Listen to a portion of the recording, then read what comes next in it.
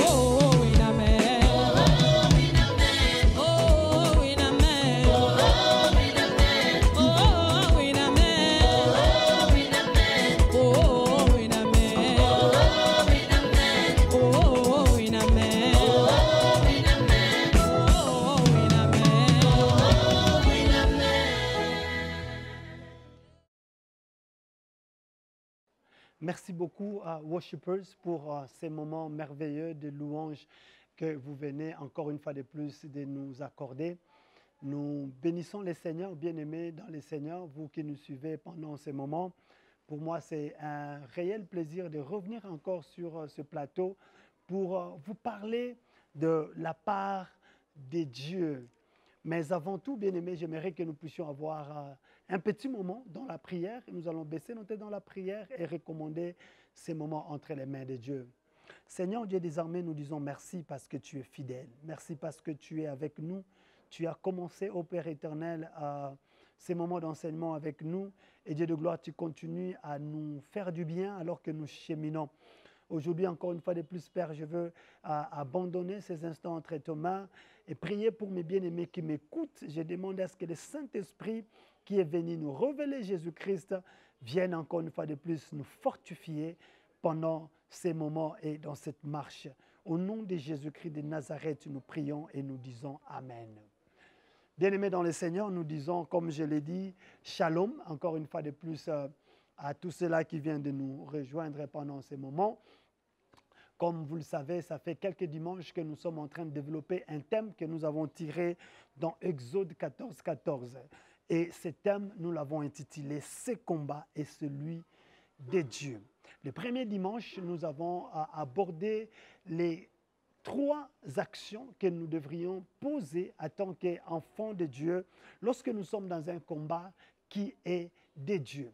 Et le deuxième dimanche, nous avons parlé des attitudes. Et nous avons mentionné quelques attitudes que nous devrions avoir en tant qu'enfants de Dieu lorsque nous nous retrouvons dans un combat où le Seigneur lui-même prend la règne et lui-même, il a l'issue de toutes choses et il veut que nous puissions le suivre. Troisièmement, ou soit le troisième dimanche, nous avons vu les effets de la victoire. Et cela, c'était le dimanche passé. Parmi les effets de la victoire, nous avons mentionné la stabilité et nous avons dit que, bien aimé, la victoire que Dieu donne ne se limite pas seulement à être reconnue par les gens, mais nous-mêmes, nous devrons sentir la stabilité parce que la victoire apporte la stabilité. La deuxième des choses que nous avons mentionnées, c'était la satisfaction. Et là, nous avons dit que le bonheur n'est pas dans l'abondance des choses, mais le bonheur était dans la capacité d'être satisfait, même avec le peu que le Seigneur nous donne. Parce que plus on est satisfait, plus on se sent béni par la bénédiction de Dieu. Et à la fin, nous avons parlé de la saturation. La saturation, nous avons dit, c'est lorsque la bénédiction de Dieu ne se limite plus seulement à notre niveau. Même notre entourage commence à bénéficier de cette victoire. Où nous ne parlons pas nous-mêmes de la victoire que nous avons de la part de Dieu, mais même notre entourage commence à dire, nous reconnaissons que le Seigneur est réellement avec lui. Et le dimanche passé, nous avons dit comment est-ce que David disait, le Seigneur a versé dans ma coupe et la coupe a débordé devant mes adversaires. Et par rapport toujours à la saturation, nous avons dit, quand Dieu nous amène à la saturation, il fait de nous des donateurs et non des demandeurs. Il permet à ce que nous soyons en mesure de donner à tous ceux-là qui sont autour de nous. Alors aujourd'hui, bien-aimés, je veux que nous puissions voir l'autre verso de la victoire. C'est-à-dire, la victoire à son sein a la capacité de bénir, mais elle a aussi la capacité de maudire, si je peux le dire.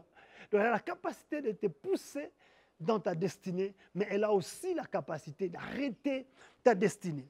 Et ce que nous allons lire aujourd'hui dans toujours des Chroniques, chapitre 20, la même histoire que nous sommes en train de lire depuis les débuts. Mais aujourd'hui, nous allons prendre les versets 35 à verset 37. Donc, des Chroniques 20, 35 à 37. La Bible nous dit ceci. Après cela, Josaphat, roi de Juda, s'associa avec le roi d'Israël, Akazia, dont la conduite était impie. Il s'associa avec lui pour construire les navires destinés à aller à Tarsis. Et ils firent des navires à Etjon-Geber. Alors, Éléazar, fils de Dodava, de Mérécha, prophétisa contre Josaphat et dit, « Parce que tu t'es associé avec Acasia, l'Éternel détruit ton œuvre. » Et les navires furent brisés et ne purent aller à Tarsis. Le dimanche passé, nous avons parlé de comment est-ce que Dieu a amené Josaphat et le peuple de Juda dans la stabilité. Dieu les a amenés dans une victoire complète parce qu'il les a fait sentir les effets de la victoire. Maintenant, aujourd'hui, nous arrivons par la suite de l'histoire de Josaphat. Dieu commence à dire à Josaphat, « Josaphat, j'arrête ton œuvre. J'ai détruit ton œuvre. » La question qu'on va se poser, Seigneur, pourquoi est-ce que toi-même tu as bâti cette œuvre avec Josaphat? Comment est-ce que tu arrives à ce niveau et tu arrêtes? Pourquoi? Parce que Josaphat était en train de connaître les effets indésirables de la victoire. Les effets qui viennent toujours après cela. Et cette histoire que nous avons lue nous présente ce syndrome d'après cela dans la vie de beaucoup de leaders dans la Bible. Vous allez voir que ceux qui ont fait des grands pas avec le Seigneur, il est toujours arrivé lorsqu'il était question d'après cela, ils sont arrivés à dire des choses ou à faire des choses qui les ont déconnectés de leur victoire. Alors pour ceux qui écrivent, j'aimerais que vous puissiez écrire juste ces quelques notes.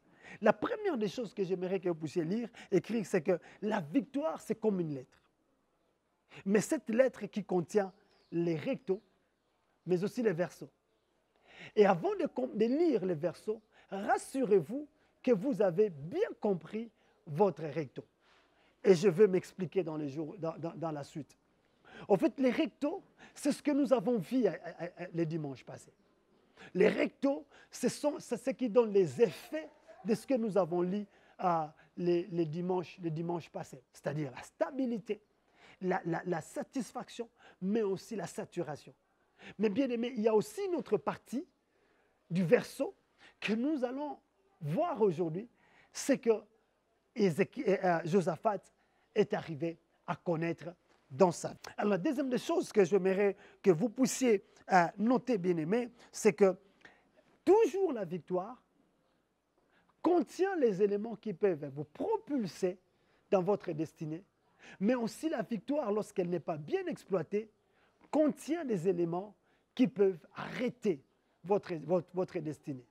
Donc, ça contient des vitamines qui permettent à ce que vous puissiez continuer dans ce que vous avez commencé avec Dieu, mais aussi la victoire contient un poison qui a la capacité d'arrêter tout ce que Dieu a commencé avec vous. Alors, le plus important dans tout ça, c'est de commencer par comprendre la victoire, ou soit les rectos de votre victoire.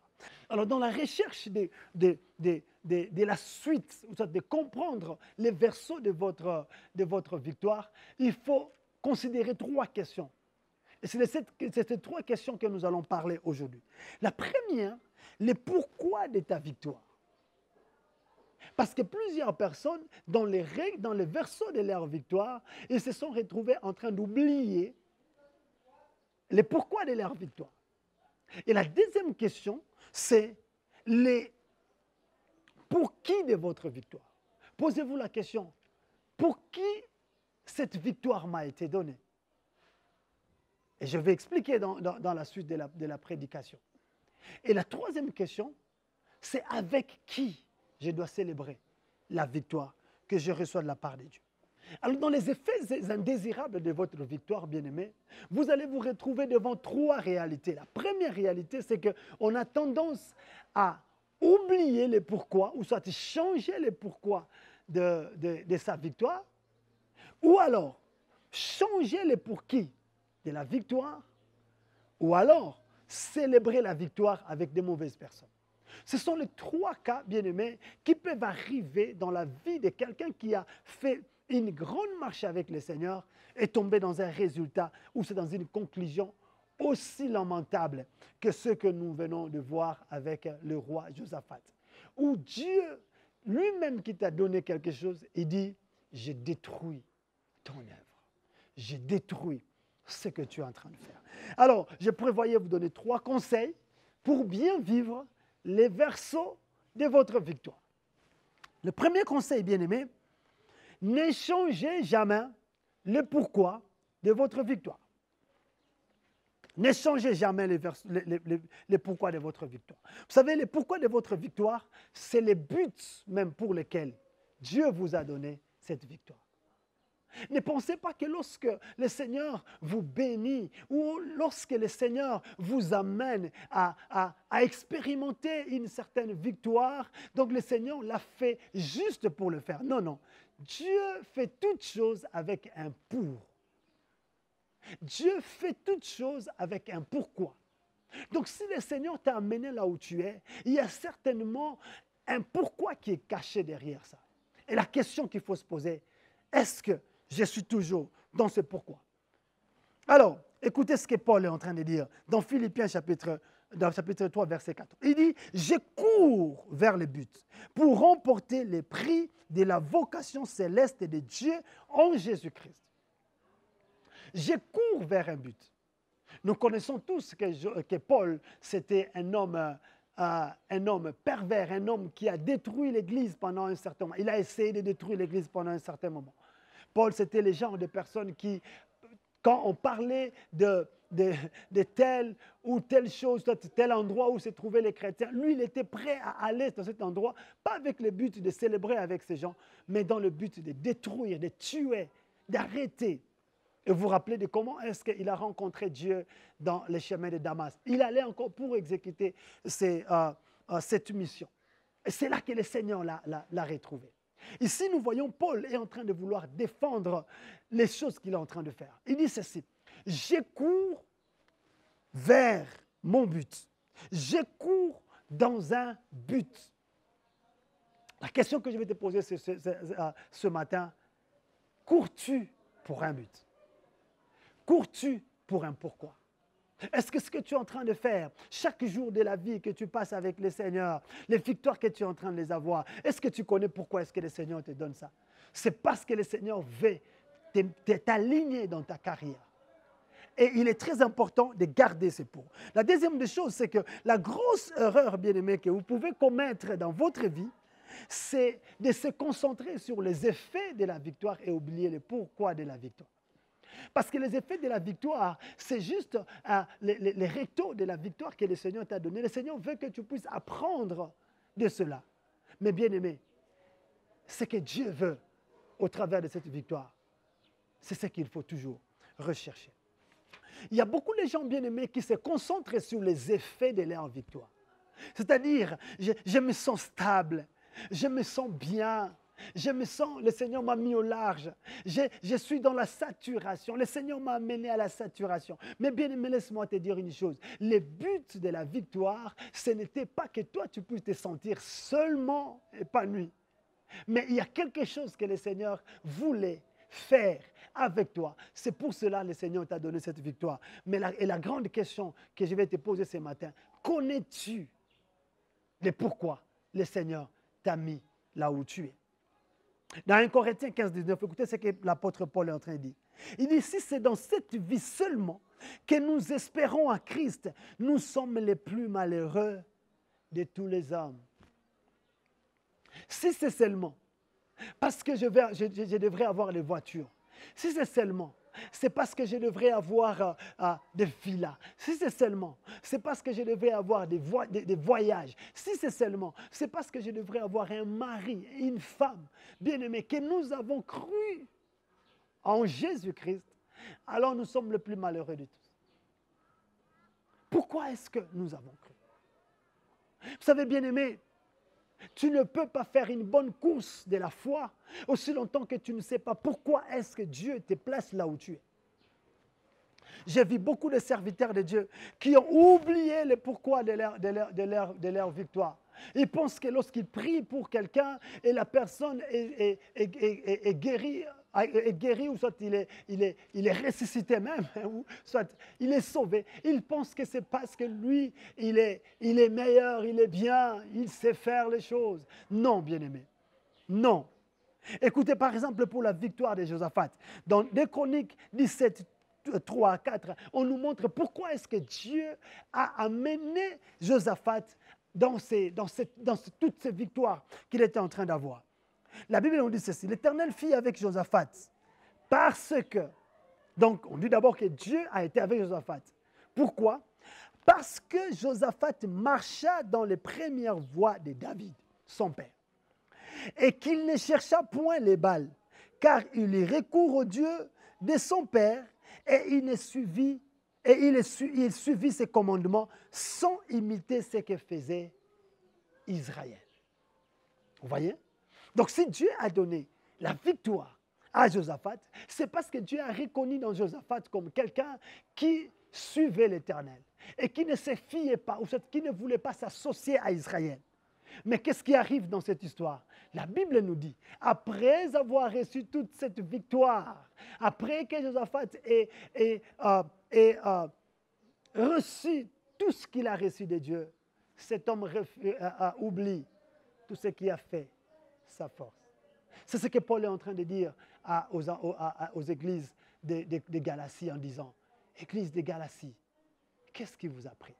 Vous avez commencé par la foi, mais comment vous êtes déterminé dans la chair? Comment vous avez commencé dans l'esprit, mais vous voulez terminer dans la chair? Pourquoi? Parce qu'à un certain moment, lorsqu'on a beaucoup gagné, bien aimé, on arrive à oublier pourquoi est-ce que Dieu nous a fait gagner. Et cette prédication, elle est préventive. Elle est en train de nous prévenir peut-être à des choses qui sont en train de venir. Dieu a dit qu'il sera avec nous. Dieu a dit qu'il va te donner la victoire. Mais sache, bien-aimé, qu'après la victoire, il faut faire attention avec le pourquoi de la victoire que Dieu est en train de te donner. Alors, quels sont les signes qui vont te permettre à savoir si réellement tu commences à oublier les pourquoi de ta victoire? Premièrement, tu vas voir que l'intérêt de Dieu commence à baisser. Au départ, tu avais tendance à tout demander à Dieu, mais tu ne demandes plus à Dieu. Tu as comme l'impression que tu as déjà maîtrisé la situation. Tu as comme l'impression que tu peux le faire seul. Tu as comme l'impression qu'il y a certaines choses que je n'ai pas besoin de dire à Dieu. Je peux le faire seul. Pour le combat, Josaphat allait parler à Dieu.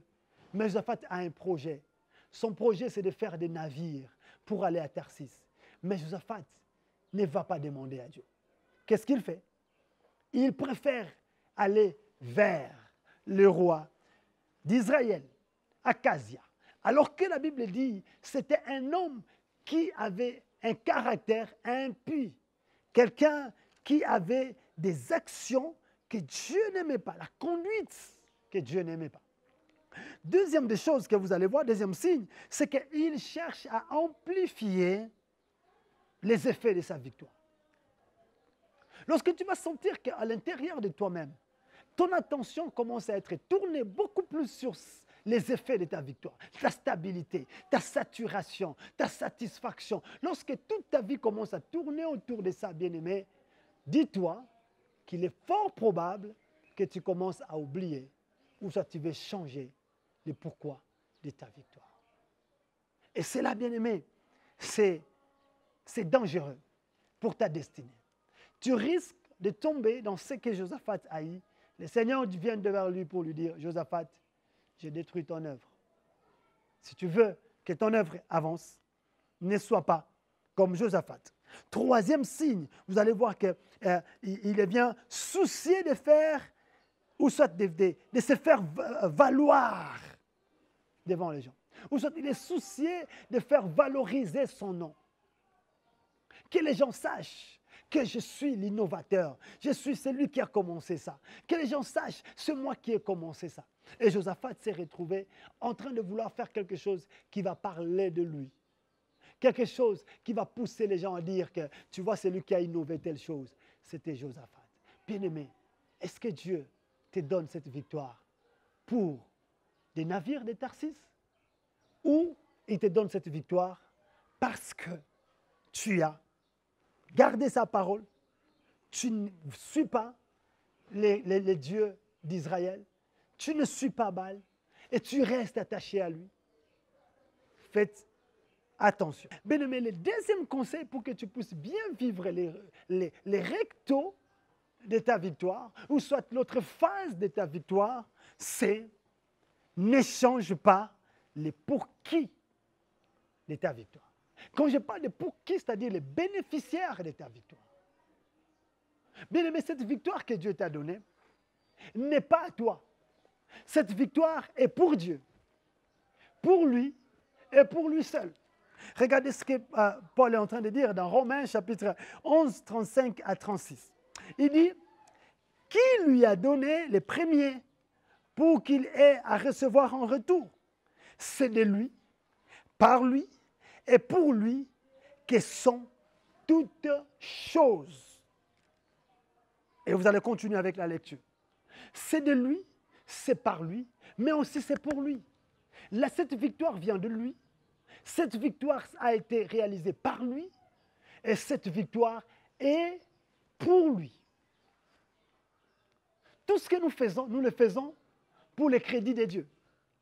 Et si nous lisons la suite, l'apôtre Paul a dit, à lui la gloire dans tous les siècles. Et conclut en disant, Amen. Comme pour dire qu'il en soit ainsi. Tout ce que nous faisons, bien aimés, nous le faisons pour Dieu. La victoire que tu as, cette victoire est pour Dieu. Je me rappelle à un certain moment, on nous a raconté l'histoire d'un homme qui, on a prié pour lui et il est devenu un révérend pasteur. Et curieusement, il se rencontre avec un monsieur qui ne savait pas qu'il a été ordonné révérend. Et il l'a salué avec beaucoup de respect. Bonjour, pasteur. Et cette personne les regarde tout droit dans les yeux. Il dit, et les révérends là, tu gardes ça pour qui? Pour ton père? Comme pour dire, il voulait qu'on puisse marteler qu'il est devenu révérend. Bien aimé, ce n'est pas ce qui est important. Ce n'est pas ce qui est important. Ce qui est important, c'est que Dieu t'a amené là où il veut que tu sois pour lui. Pour lui. Alors, toute victoire est pour Dieu, comme je viens de le dire. Deuxième chose, c'est que lorsque nous nous concentrons, lorsque nous tournons notre regard vers les dieux pour qui cette victoire appartient, il nous fait juste bénéficier. Nous devenons juste des bénéficiaires. Nous avons tous seulement la portion de cette victoire. Et quand on donne cette victoire-là, bien aimé, cette portion, c'est ce qui va nous permettre d'aller de victoire en victoire. Rappelez-vous, la fois passée, j'ai dit, la pensée de Dieu, ce n'est pas que nous puissions nous limiter à une victoire. La pensée de Dieu, c'est que nous puissions aller de victoire en victoire. Une histoire dans 2 Samuel, chapitre 6, verset 21, vous allez voir qu'il s'agit de Michal, la fille de Saül, la fille que Saül a donnée à David au mariage. Et ici, David venait de récupérer l'arche de l'Alliance, et David, ce jour-là, il a dansé, je suis sûr comme il ne l'a jamais fait. Michal connaissait que David c'était un louangeur et que David avait des potentialités de danse. Mais elle n'avait jamais vu David danser comme il a fait ce jour-là. Qu'est-ce qui est arrivé? Michal vient vers David pour lui donner un peu de reproches en disant, mon mari, un roi ne se comporte pas comme ça. Tu ne peux pas vivre comme ça en tant que roi. Tu ne peux pas danser comme ça devant les gens. Mais écoutez la réponse de David. David répondit à Michal, c'est devant l'Éternel qui m'a choisi de préférence à ton père et à toute sa famille pour m'établir chef sur les peuples de qui? De l'Éternel, sur son peuple, sur Israël. C'est devant l'Éternel que j'ai dansé. Vous savez bien aimé, si tu sais que la victoire que tu as est pour Dieu, tu vas éviter beaucoup d'erreurs dans ta vie, de vie avec le Seigneur. Il dit à Michal, écoutez, tu ne peux pas me faire de morale. Parce que ce que je suis devenu, je ne suis pas devenu pour moi. Je suis devenu pour la gloire de l'Éternel. Je suis devenu pour lui. C'est-à-dire, s'il faut que je danse, je vais danser encore davantage. S'il faut que je descende, je vais encore m'abaisser davantage. Oh, combien de gens bien-aimés qui ont pu arrêter leur marche avec le Seigneur parce que le Seigneur les a bénis. Ils ont arrêté à donner la gloire à Dieu parce que l'Éternel les a bénis. Parce que pour eux, ils se sont dit, c'est qu'il est temps que les gens voient maintenant ce que je suis devenu. Il est temps que les gens me considèrent maintenant. Non, cette victoire n'est pas à toi. je vais te choquer encore une fois de plus en te disant, cette victoire n'est pas à toi. Cette victoire est pour Dieu. Et toi et moi ne sommes que des bénéficiaires de cela. Alors, quels sont les signes pour reconnaître? Premièrement, ce sont des personnes qui cherchent à paraître. Au fait, même l'image qu'ils essayent de donner n'est même pas la vraie image de ce qu'ils sont. Ils ne veulent pas que les gens reconnaissent en eux qu'ils sont des enfants de Dieu. Combien de personnes qui, lorsqu'ils sont en face des païens, ils veulent se cacher. Lorsqu'on traite certaines affaires et que dans cette affaire-là, il est question de faire valoir les valeurs chrétiennes, on se cache.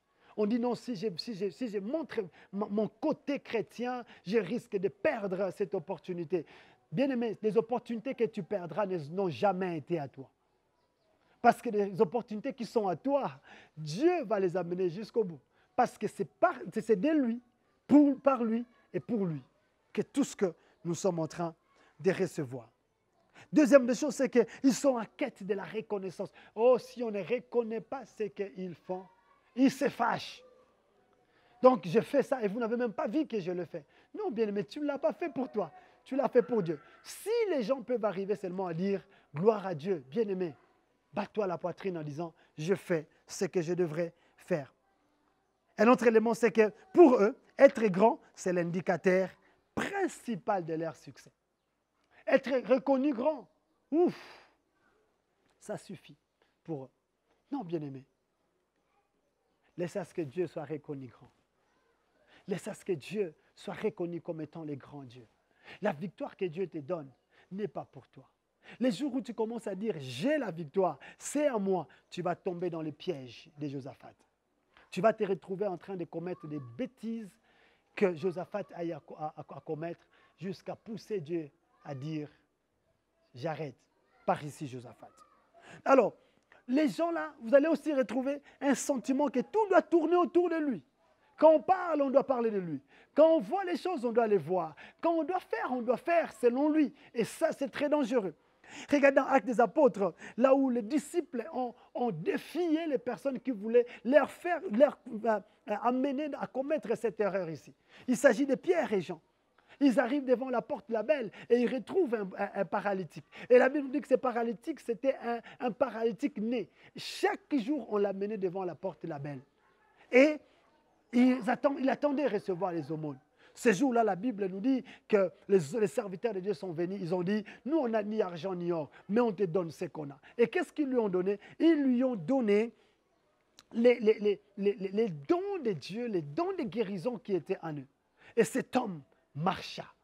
Alors, l'apôtre Jean et Pierre sont entrés avec cette personne dans le temple.